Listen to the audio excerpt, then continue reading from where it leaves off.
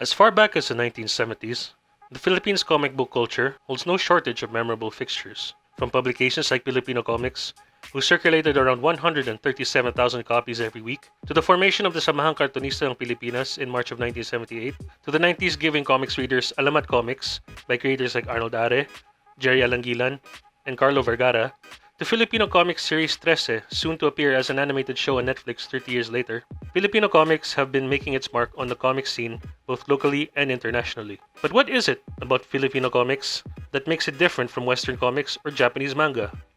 What is it about characters like Elmer and Alexander Trese that, despite not being part of the Marvel or DC universes, nor the brainchildren of a mangaka, that make them worthy of a Will Eisner Award nomination and a Netflix series?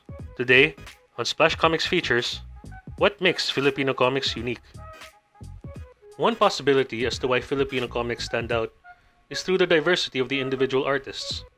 Artists tend to be generalized within the confines of their style. For example, Western comic artists can be very detail heavy and restricted down to the superhero theme. This is in large part thanks to the success of the Marvel Cinematic Universe and the explosion of the superhero genre in pop culture. Additionally, Japanese manga is more diverse in themes, hence why Japanese comiquettes are usually segregated according to the genre of their storytelling. Also, mangakas, the Japanese term for manga authors, are generally known for only one project series. For example, Takehiko Inoue's Slam Dunk and Gosho Ayama's work on Case Closed. Filipino comics artists, however, have the knack for being able to cover wide varieties of genres and visual storytelling styles, whether working alone or as a team. For example, Mr. Ayala Atienza is a longtime comics creator who has written a comedy/slice of life series called Class, featuring a group of students in a high school setting, as well as his story, a retelling of the birth and life of Christ. Meanwhile, Lyndon Gregorio's Birkada is primarily comedy based, but the themes that build up to the punchline range from puns to tongue in cheek to somewhat topical commentary with a humorous twist, hence why it also counts. In an interview with Mr. Atienza, who is also the president of Comic Con Inc., the organizing team of one of the biggest comics conventions in the country, he had this to say. Our template for Comic Cons before was Japan's Comiket. Over there, the venue is one building about the size of SMX Center, 5 floors worth of content, and categorized according to genre. We initially thought that artists focused on their own personal genre, but there are comics creators that have a variety and sell at only one table. In terms of artist variety, one artist who could support this would be Dr. Carlo Jose San Juan, who is not only a licensed and practicing nuclear medicine physician, but has also published his regular comic strips of Kalos, a light-hearted comedy/fantasy/slice of life series about Dr. Rian and her friends, Mouse, Multiple Ordinance, and Utility's Synthetic Entity, a sci-fi fantasy webcomic series, and Immortal Wings, which is a 4-part adventure book collaboration with fellow comic artist Rod Espinosa. Another perspective could be chalked up to influence and motivation.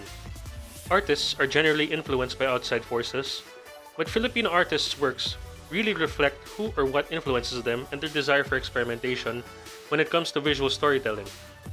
When asked about their influences, a lot of the Splash roster members mention artists of the local and international setting. For example, Miko May Comics Fernando noted names like Jerry Alangilan, Francis Martelino, and Budget Tan, while David Heralao credited Kieran Gillen and Jamie McKelvey as his influencers. Others named different forms of media and literature. For instance, Brinsomnia's works are heavily influenced from Greek mythology. Night Abyss's inspirations for her works stem from Pokemon, anime, Japanese RPGs, manga, and webcomics. On an episode of the Splash Comics podcast, where we talk to various Filipino comics artists, Pau Cruz and Micomics delve further into their inspirations. Yes, uh, for me, I guess siguro yung Buster Mike kasi it's more of a very personal thing. Like it's me expressing myself. So that's why I created Buster Mike. Kaya nga may boxing, kasi I love boxing. Andyan yung mga metal stuff, technological stuff, because I love those kind of stuff. So that's why I created Buster Mike. White Shadow, on the other hand, is my way of expressing myself towards what is happening around me. Does that make sense? Yeah. Na parang Buster Mike for me is just me expressing. Pero White Shadow is me reacting to what is happening around me.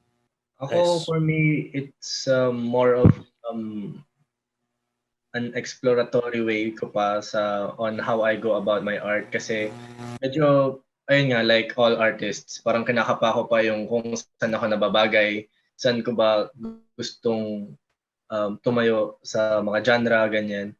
So ayun nagta-try talaga ako ng iba't ibang mga bagay. Alam naman niya ng mga ano kung nafa-follow niyo yung ano yung page ko sa FB, may comics or sa Instagram like pwede mo ipagkumpara yung art ko last year and this year. Super ibang-iba siya. Parang ganun talaga. Feeling ko lahat ng artist dumadaan sa mga ganito.